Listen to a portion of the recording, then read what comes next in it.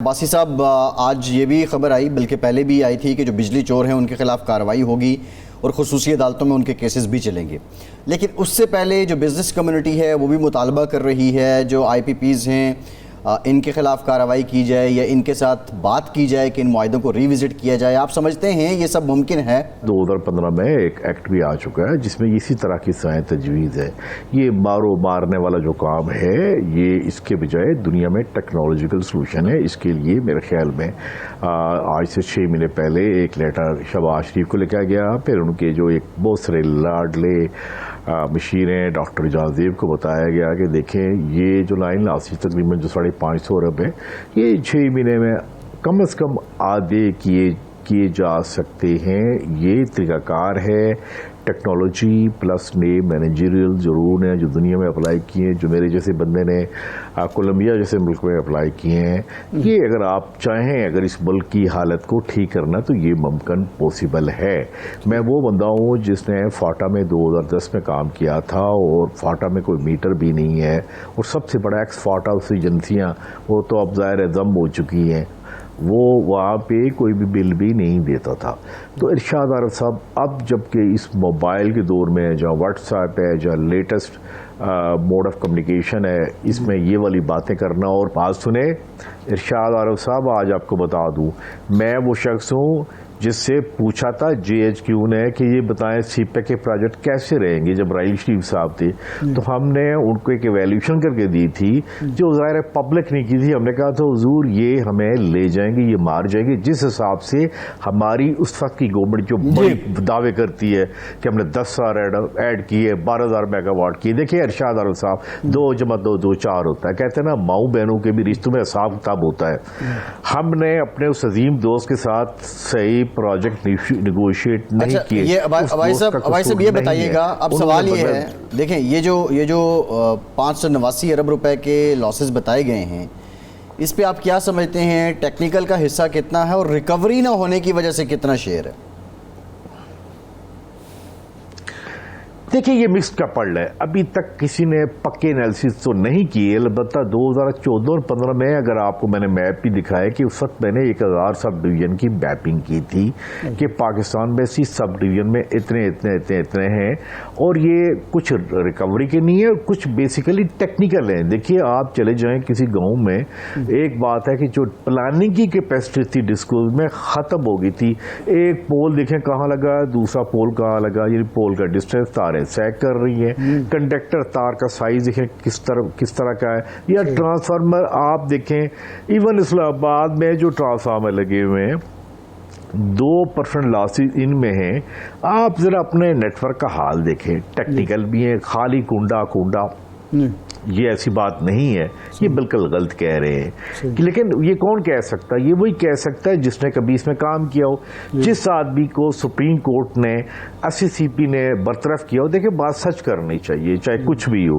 آپ ماشاءاللہ ایسے قابل قدر صحافی ہیں ارشاد عارف صاحب.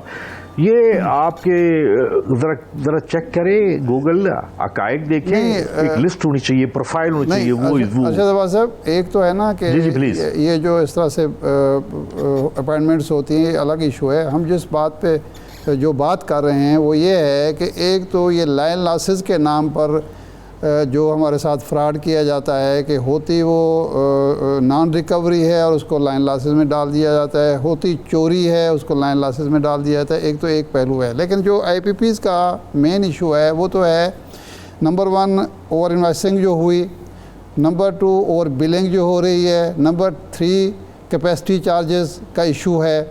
اور یہ سارا اس کے پیچھے کمیشن مافیا ہے، کیک بیکس لیے گئے ہیں. اب اس سے کیسے نجات حاصل کریں جب کہا جاتا ہے کہ جی ان کو جو کانٹریکٹ ہیں ان کو ریوزٹ کیا جائے تو پتہ ہمیں ڈرایا جاتا ہے کہ جی وہ تو انٹرنیشنل کورٹ آف لا میں چلے جائیں گے، ہمیں تو ریکارڈ جیسے جرمانے ہو جائیں گے.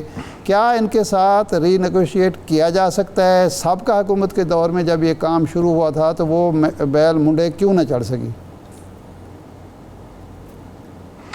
ارشاد عارف صاحب جہاں آپ نے لائن لاسز کی بات کی اس میں ایک بات ایک اور بھی نوٹ کر لیں اور آپ نے چیک کرنا ہے کہ آپ کی گھر کا میٹر کیا واقع ہی कैलिब्रेटेड है, यानी ये यूनिट दिखा रहा वाकई ऐसे है। हमने के इलेक्ट्रिक में ऐसे मीटर भी देखे हैं जो उठा के नीचे भी फेंक देंगे फिर भी चल रहे हैं। अच्छा। ये पाकिस्तान में किसी एजेंसी ने आपके मीटर कभी चेक नहीं किए। हाँ, कभी आपकी कोई प्राइवेट सोर्सेज हो, आप इंडिपेंडेंट चेक कराएंगे वाकई ये भी सही कैलिब्रेटेड है या नहीं है, या जिस तरह सरकारी गाड़ी चलती है जिनके मीटर तेज किए जाते हैं या स्लो किए जाते हैं, वो भी है, वो एक और भी कहानी है। अब आपकी बात आते हैं, देखिए बात ये है कि कोई भी वायदा पाकिस्तान की स्टेट से बड़ा नहीं है। पाकिस्तान की स्टेट को एक चैलेंज है जो GB में, आज़ाद कश्मीर में, और जो बातें आनी शुरू हो गई है। मसला तो इस वक्त ईगो का नहीं है, मसला तो पाकिस्तान का है ना। अब हम देखें पर्सन स्पेसिफिक तो हम नहीं हो रहे, हम तो इस निज़ाम की बात कर रहे हैं। देखिए फैसल, मैं आपको बताऊं, मैं अरशाद आरफ से आज पहली दफ़ा बात हो रही। पहली बात ये, पाकिस्तान में जो कुछ हुआ इस पावर सेक्टर में, चाहे कैपेसिटी पेमेंट हो, चाहे IPP के मायदे हों, या चाहे ट्रांसमिशन लॉसेज है, ये गुलबाशन ने तो नहीं किए, ये नरेंद्र मोदी ने तो नहीं किए, या ये नेतन्याहू ने तो किए। जरा मुझे पता, मैं 2 साल नैब में लगा के आया हूँ, मैं उनका एडवाइस में करके देख के आया हूँ। मैं बात ये कि हर चीज़ को टच कर सकते हैं बशर्ते आप में कमिटमेंट हो। देखिए मैंने अफगानिस्तान में भी काम किया है, काबुल में भी काम किया। अब वो लोग मुझसे पूछते हैं वहां बैठ के, ये हाल बताए, कमिटमेंट सबसे बड़ी बात होती है। देखिए मैं पाकिस्तान में नेस्ट यूनिवर्सिटी में एनर्जी एक्सीलेंस सेंटर का फाउंडर हूँ, मैं फाउंडर हूँ UET पेशावर नैब में 2 साल क्या, नैब में 2 साल क्यों लगा के हैं? आप किस इंक्वायरी में थे वहां पे? भाई मैं पावर सेक्टर की इंक्वायरी पे ही था। अच्छा, मुझसे पूछें, मैं सोचता हूँ सबसे पहले फ्लाइट मिले तो बाहर जो मैं किताब लिखूं इसके ऊपर। आप क्या बात कर रहे हैं, ये सच और है। नहीं, हम यही अब्बास साहब आपसे चाहते हैं, आप हमें बताएं कि कहाँ कहाँ फॉल्ट है, किस किस तरीके से इस मुल्क को लूटा जा रहा है और उसका हल क्या है, क्या करना चाहिए। इस वक्त तो लगता है ना कि हमारा सिस्टम सीरियस है। आरिफ साहब,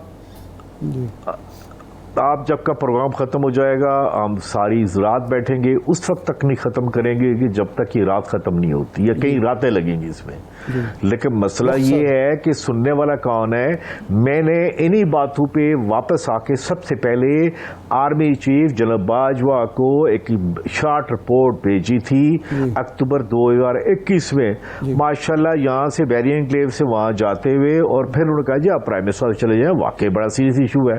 वहाँ प्राइम मिनिस्टर हाउस के अंदर बड़े लोगों ने कहा जी वाकई बड़ा सीरियस इशू, आप बात सही कर रहे हैं, हम तो अल्ले के पेशकश प्लास अपने हाथ में लेके गए थे, टेस्टर आप में था, फैसला आप बात कर रहे हैं। अच्छा। तो वहां पे किसी ने कहा कि देखें ऐसे करें सुप्रीम कोर्ट चले जाएं, वो आप शायद आपकी बात सुन। मैंने कहा यार बात सुनो, और मेरे घर में सोलर लगा हुआ, मेरा मसला तो है नहीं है शर्म। मैं आपको क्या बात बताऊं, मैं वहां पे कौन था, हुसैन असगर था, और एक कौन था, एक जनाब नवाज शरीफ साहब के सके बरादर थे जो DG वहां थे उस वक्त। और बंदा कहता है इस कौम का ये हाल है, मेरा जात का मसला था। अब मुझसे पूछते, मैं काश मैं कहता हूं कि मैं जब रहूं, मैं जब चीखूं इस कौम के लिए, मैं कहता हूं साथ आसमान हिला देंगे। आप क्या बात कर रहे होते हैं जी। ये जितने भी जो बातें आ रही हैं ये बिल्कुल गलत है कि जी देखिए कितने अफसोस की बात है। आप भी कितने एक मोहब्बे वतन है, मैं भी हूँ, फैसल भी है।